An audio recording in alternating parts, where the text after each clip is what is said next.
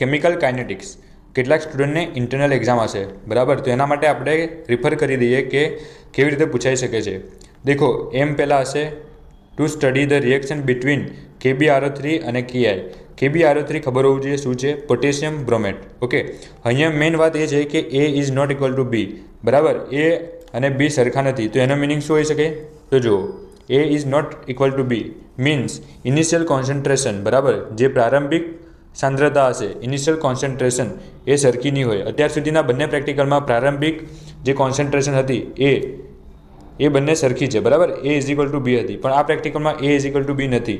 Okay, આગળ જોઈએ આપણને શું આપ્યું છે. તો ગીવન આ તમારે તો અંદર આપી જશે પ્રેક્ટિકલ બુકમાં, આ યાદ રાખવાની જરૂર નથી ગીવન. ઓકે, પ્રોસિજર જોઈએ તો આમાં એક જ સેટ બનાવવાનો છે, રિએક્શન બોટલ 1 અને રિએક્શન બોટલ 2 બરાબર. આપણે શું નાખીએ છીએ એ જોઈ લઈએ. 25 ml જે પેપેટથી આપણે નાખીશું 25 ml 0.1 નોર્મલ KbRO3. ઓકે, આમાં તો કંઈ છે નહીં. બીજું એમાં શું કરીશું એડ, 100 ml પાણી કરીશું બરાબર.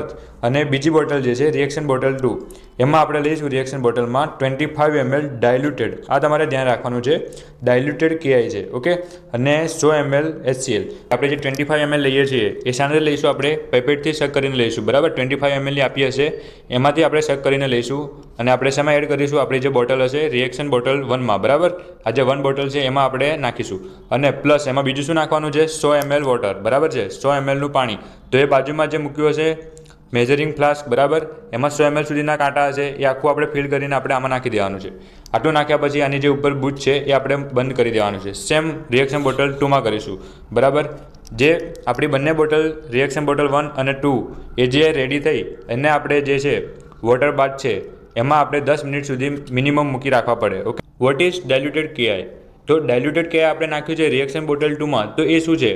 તો આપણે સમજવું પડે. આપણને એવું કહેશે કે ડાયલ્યુટેડ KI બનાવો લેબમાં કે વાયવામાં, તો આપણે કેવી રીતે બનાવીએ? તો પહેલાં તો એ સમજો કે જે ડાયલ્યુટેડ છે એનો મિનિંગ શું, કે જે આપણી જોડે ઓરિજિનલ સોલ્યુશન હશે એ કેટલા નોર્મલનું છે, 0.1 નોર્મલ KI બરાબર. આજે આપણને ઓરિજિનલ એ લોકોએ આપ્યું છે જે લેબમાંથી, એનું આપણે શું કરવાનું, આ જે નોર્માલિટી છે સાંદ્રતા એની આપણે શું કરવાની, હાફ કરવાની, 0.1/2, અને જે આવે 0.05, આટલી નોર્માલિટી આપણે કરવી પડે. અને આટલી નોર્માલિટી કરો તો તમને આ જે સોલ્યુશન મળે એ શું મળ્યું કહેવાય, ડાયલ્યુટેડ મળ્યું કહેવાય. કોન્સન્ટ્રેશન મારે હાફ કરવું છે બરાબર, તો મારે શું કરવું પડે, એનું વોલ્યુમ મારે ડબલ કરી દેવું પડે. તો હું એને શું કહી શકું, ડાયલ્યુટેડ કહી શકું. જો તો હવે જો ઇન શોર્ટ આમાં થશે શું કે 0.1 નોર્મલ KI છે એનું હું કટ ડબલ કરી દઈશ, તો એનું જે નોર્માલિટી હશે એ આપોઆપ શું થઈ જશે, હાફ થઈ જશે બરાબર છે. અને જે હાફ કોન્સન્ટ્રેશન હોય એની નોર્માલિટી, એવા સોલ્યુશનને હું શું કહી શકું, ડાયલ્યુટેડ સોલ્યુશન કહી શકું. નોર્મલ જે છે KI એ આપણને ઓરિજિનલી આપ્યું છે.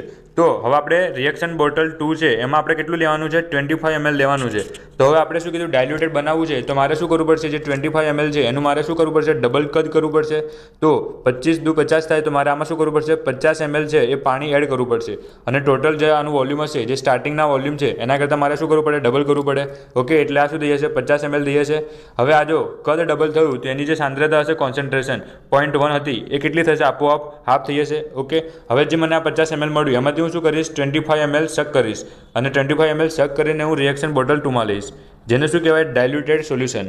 ઓકે, રિએક્શન બોટલ 1 અને 2ની વાત પૂરી બરાબર. આપણે બનાવી દીધું રિએક્શન બોટલ 1 અને 2 બનાવીને એને આપણે મિનિમમ 10 મિનિટ માટે આપણે વોટર બાથમાં રાખીશું ટેમ્પરેચર મેન્ટેન કરવા માટે. ઓકે, એ બની ગયું. હવે આપણે એને શું કરીશું, કોઈ એક એક્ઝેક્ટ ટાઈમે મિક્સ કરીશું બરાબર છે. મિક્સ થઈ ગયું પછી શું રિએક્શન થશે એ આપણે ઇક્વેશનના ફોર્મમાં સમજીએ કે મિક્સ કરી દીધા તમે બધું, તો હવે રિએક્શન શું થશે, તો જુઓ અહીંયા KbRO3 છે એ HCl જે સામેની બોટલ હતી રિએક્શન બોટલ 2 એનો જે HCl છે એની જો રિએક્શન કરીને આ બનાવી દેશે. ઓકે, અને KI છે એ પોતાની જ બોટલનો HCl જે છે એની જોડે રિએક્શન કરાવીને આ બનાવી દેશે. હવે સમજો કે અહીંયા KCl છે એક પ્રકારનું સોલ્ટ છે બરાબર, એટલે આનું તો કંઈ કામ નથી, આ તો સોલ્ટની રીતે બેસી જશે. હવે વધ્યું શું, HbRO3 અને HI આ બંને એકબીજા જોડે રિએક્શન કરી દેશે બરાબર છે, અને આપણને આપી દેશે HbRO પાણી અને આયોડિન. હવે આયોડિન જે છે એ ઉત્પન્ન થશે ગેસના ફોર્મમાં બરાબર છે. અને આપણે આ જે આયોડિન ઉત્પન્ન થાય છે એનું જ આપણે શું કરીશું, ટાઇટ્રેશન કરીશું. જો અહીંયા આયોડિન ઉત્પન્ન થાય છે એનું જ આપણે સોડિયમ થાયોસલ્ફેટ જે છે એની જોડે આપણે શું કરીશું, અગેન્સ્ટ ટાઇટ્રેશન કરીશું. અને આપણે એ જાણીશું કે જે આ આયોડિન છે એ કેટલા પ્રમાણમાં ઉત્પન્ન થાય છે બરાબર, અને કેટલા પ્રમાણમાં ઉત્પન્ન થાય છે અને એનું ન્યુટ્રલાઇઝેશન કરવા માટે આપણે કેટલો આ યુઝ કરવો પડે છે. બસ આ બે વસ્તુ આપણે ગ્રાફ પરથી અને કેલ્ક્યુલેશનથી મેળવીશું. કેલ્ક્યુલેશન સમજવાની છે, કેલ્ક્યુલેશન ફોર A અને B બરાબર છે. એ શું છે તમને ખબર જ છે, ઇનિશિયલ કોન્સન્ટ્રેશન ઓફ રિએક્ટન્ટ્સ. બરાબર છે. ઇનિશિયલ કોન્સન્ટ્રેશન છે એ, અને બી માટે ઇનિશિયલ કોન્સન્ટ્રેશન એ કોના માટે છે, KBrO3. બરાબર. અને બી જે ઇનિશિયલ કોન્સન્ટ્રેશન ઓફ બી કોના માટે છે, KI માટે છે. ઓકે, તો આપણે એ માટે પહેલાં કેલ્ક્યુલેશન કરી જોઈએ. તો પહેલો કેલ્ક્યુલેશન શું છે કે ટોટલ વોલ્યુમ ઓફ સેટ. બરાબર. જે આપણે સેટ બનાવ્યો એનું ટોટલ વોલ્યુમ કેટલું થશે આફ્ટર મિક્સિંગ. આપણે જ્યારે બોટલ 1 અને 2 મિક્સ કરીએ છીએ ત્યારે એનું ટોટલ વોલ્યુમ કેટલું થશે. તો આ પ્રમાણે નીચે આપણે બધું મિક્સ કર્યું છે. 25 ml 25 ml 100. બરાબર. તો ટોટલ આપણી જોડે 250 ml આવી ગયું. ઓકે, આટલી તો ખબર પડી, ઇઝી છે. નેક્સ્ટ પોઈન્ટ, બીજું શું કહે છે, ઇફેક્ટિવ નોર્માલિટી આફ્ટર ડાયલ્યુશન. ઇફેક્ટિવ એટલે હવે તમે જ્યારે બોટલ 1, બરાબર, બોટલ 1 અને 2 ને જ્યારે મિક્સ કરો છો ત્યારે એમાં છે ને નોર્માલિટી ચેન્જ થશે. કોની KBrO3. ઓકે, અને આમાં છે KI. આ બંનેની નોર્માલિટી શું હતી સ્ટાર્ટિંગમાં, આની હતી 0.1 અને આની આપણે જોઈ 0.05. બરાબર છે. આ તમને સમજાવું 0.05 કેવી રીતે થયું. ઓકે, તો આ બંનેની સ્ટાર્ટિંગની નોર્માલિટી આટલી હતી બોટલ 1 અને બોટલ 2માં. પણ જ્યારે તમે બે બોટલ મિક્સ કરશો તો શું થશે, એક બોટલનું અને બીજા બોટલનું એકબીજામાં શું થયું, વોલ્યુમ એડ થયું, તો કદ વધી જશે. તો શું થશે, એની જે નોર્માલિટી હશે બંનેની એમાં કંઈક તો ચેન્જ થશે. ઓકે, તો એને કહેવાય ઇફેક્ટિવ નોર્માલિટી, કે બંનેને આપણે મિક્સ કર્યું. દેખો, આફ્ટર ડાયલ્યુશન બંને બોટલને મિક્સ કરી દીધું પછી એની જે ઇફેક્ટિવ એટલે એકચ્યુઅલ જે નોર્માલિટી મળશે એ કેટલી હશે. તો આપણે શેના માટે ગણીએ છીએ, એ માટે ગણીએ છીએ. બરાબર. ફોર એ તો જો નીચે સમજાવ્યું છે કે 0.1 નોર્મલ KBrO3 છે. બરાબર. સ્ટાર્ટિંગમાં આપણે લીધું હતું બોટલમાં, અને આ છે 0.05 નોર્મલ. આ કેવી રીતે આવ્યું, તો દેખો આપણે ઓલરેડી ડાયલ્યુટેડ યુઝ કર્યું છે, 25 ml ડાયલ્યુટેડ યુઝ કર્યું છે. તો જે ઓરિજિનલ હતું 0.1 નોર્મલ, બરાબર, એને આપણે શું કર્યું, કટ ડબલ કર્યું હતું, એટલે આની નોર્માલિટી ઓટોમેટિકલી હાફ થઈ જશે. એટલે આપણે અહીંયા 0.05 લેવાનું. ઓકે, ડાયલ્યુટેડ છે એટલે, અને આનું 0.1 નોર્મલ. આગળ વધીએ. આ મેં તમને સમજાવ્યું કે વોલ્યુમ વધ્યું. દેખો, આપણે બે બોટલ મિક્સ કરી, વોલ્યુમ વધી ગયું તો નોર્માલિટી પણ ચેન્જ થઈ જશે. બરાબર છે. હવે આપણે શું શોધીશું, effective normality for KBrO3 potassium bromate એ. ઓકે, આપણે શોધીએ. તો દેખો, ફાઇનલ વોલ્યુમ કેટલું થયું આપણી જોડે આપણે જે KBrO3 લીધું હતું, KBrO3 એક બોટલમાં, એ આપણે 25 ml લીધું હતું. અને આપણે જ્યારે બંને બોટલને મિક્સ કરી દઈએ તો આપણી જોડે શું થાય છે, 250 ml મિક્સ થઈ જાય છે. બરાબર. તો તમે સમજો કે આજે 25 ml લીધું હતું અને 250 ml વોલ્યુમ બને છે ટોટલ. તો આ જે KBrO છે એના વોલ્યુમ કરતાં ટોટલ વોલ્યુમ કેટલું છે, તો કે ભાઈ 10 ગણું છે. ઓકે, 10 ગણું વોલ્યુમ વધી ગયું છે. આનું જે કદ છે એ 10 ગણું વધી ગયું છે. તો જે આની નોર્માલિટી હશે એ શું થશે, 10મા ભાગની ઘટી જશે. બરાબર. આ યાદ રાખવાનું, જેટલું કદ વધે એટલા ભાગની નોર્માલિટી થઈ જાય. ઓકે, તો હવે તમે જુઓ અહીંયા ઇફેક્ટિવ નોર્માલિટીમાં દેખો, અહીંયા લખ્યું છે કે ફાઇનલ વોલ્યુમ જે છે એ KBrO3ના વોલ્યુમ કરતાં 10 ગણી છે. તો એની જે ઓરિજિનલ હશે, હવે જે મિક્સ થઈ ગયું પછી જે એની ઇફેક્ટિવ બનવી જોઈએ એ કેટલી બનશે, તો જે ઓરિજિનલ હતી એના 10મા ભાગની બની જશે. એટલે આ તમને આ મળશે. બરાબર, નોર્માલિટી. ઠીક છે. આગળ જઈએ. ત્રીજો પોઈન્ટ શું કહે છે કે take 25 ml mixture from the titration for the titration. એટલે આપણે 25 કેમ લેવાનું છે, તો દેખો આપણી જોડે જેટલું ટોટલ વોલ્યુમ છે 250 થયું હતું. બરાબર. તો એના આપણે 10મા ભાગનું લેવું પડે. એટલે આપણે 25 ml આપણે શક કરીશું પાઇપેટથી. જો મારી જોડે 100 ml હોત, બરાબર, પ્રેક્ટિકલ 1 અને 3માં 100 ml છે મારી જોડે ટોટલ વોલ્યુમ, તો હું આના કેટલા 10મા ભાગનું એટલે 10 જ ml લઈશ ટાઇટ્રેશન કરવા માટે પાઇપેટથી શક કરીને. ઓકે, પણ મારી જોડે અહીંયા શું છે, 250 ml છે ટોટલ વોલ્યુમ, 250 છે. તો મારે ટાઇટ્રેશન કરવું હોય તો મારે આનું 10મા ભાગનું લેવું પડે, એટલે 25 ml મારે લેવું પડે. ઓકે, તો અહીંયા મેં લખ્યું છે કે ટેક ધ 25 ml મિક્સચર. બરાબર. જે આપણે બે બોટલ મિક્સ કરી દીધી એમાંથી મિક્સચરમાંથી લેવાનું છે પાઇપેટથી શક કરીને. ફોર શેના માટે, ટાઇટ્રેશન અગેન્સ્ટ કોની જોડે, Na2S2O3. બરાબર. સોડિયમ થાયોસલ્ફેટ જોડે આપણે ટાઇટ્રેશન કરવાનું છે. ઓકે, અહીંયા મેં લખ્યું છે એ તમે સમજી જાઓ. પછી આપણે એના માટે શું કરીશું કે કેટલું યુઝ થાય છે. દેખો, ટાઇટ્રેશન આપણે કરીશું તો જે યુઝ થશે સોડિયમ થાયોસલ્ફેટ એ કેટલું યુઝ થાય છે એ આપણે જોવાનું છે. N1V1 = N2V2 દ્વારા. તો N1V1 શેના માટે છે એ, બરાબર. આ તો આપણે ક્યારના કહીએ છીએ કે એ છે ઇનિશિયલ કોન્સન્ટ્રેશન. આના માટે આપણે શોધીએ છીએ બધું KBrO3 અને સામે છે સોડિયમ થાયોસલ્ફેટ.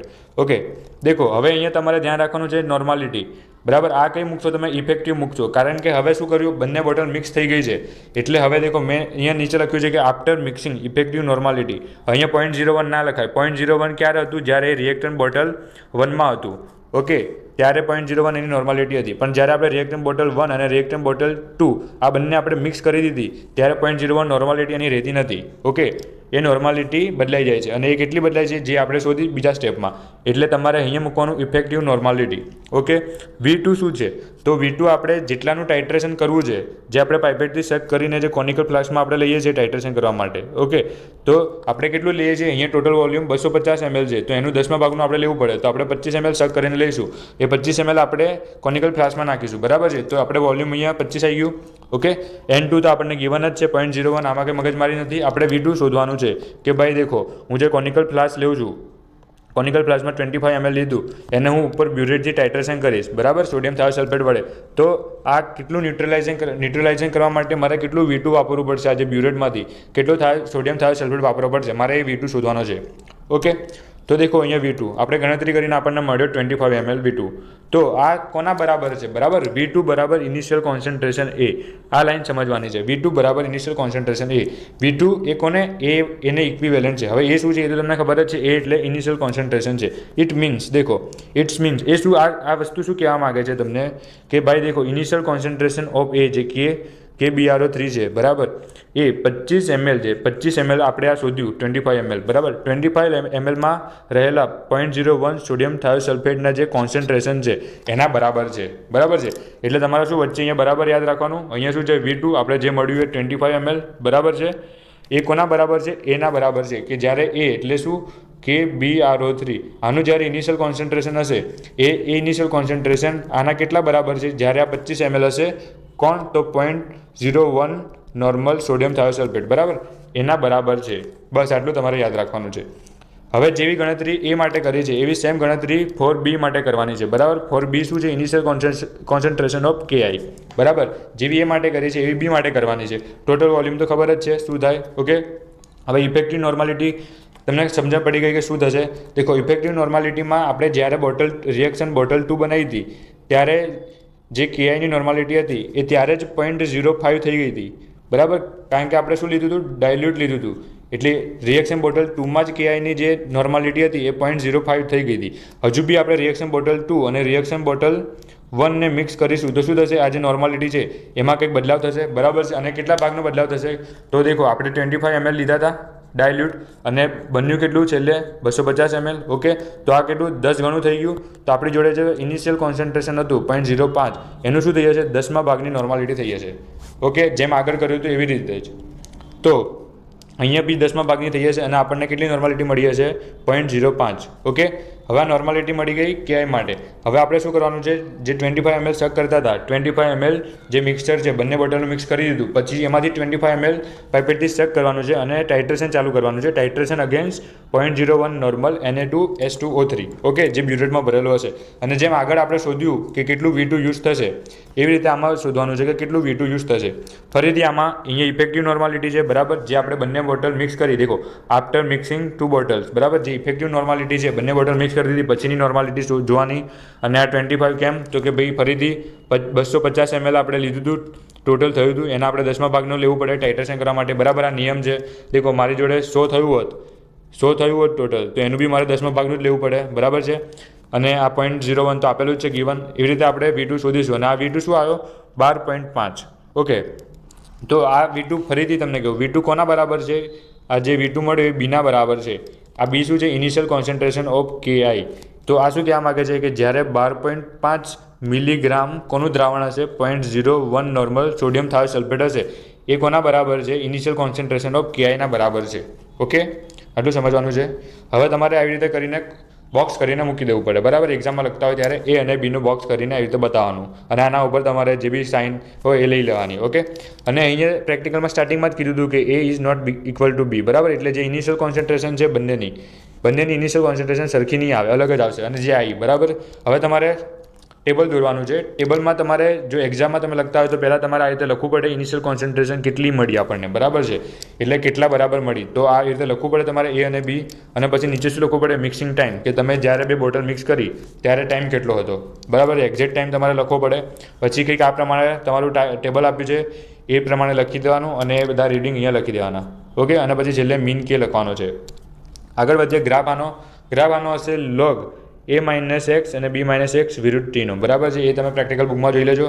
અને આનું જે ઇક્વેશન છે એ આપણા માટે કામનું છે.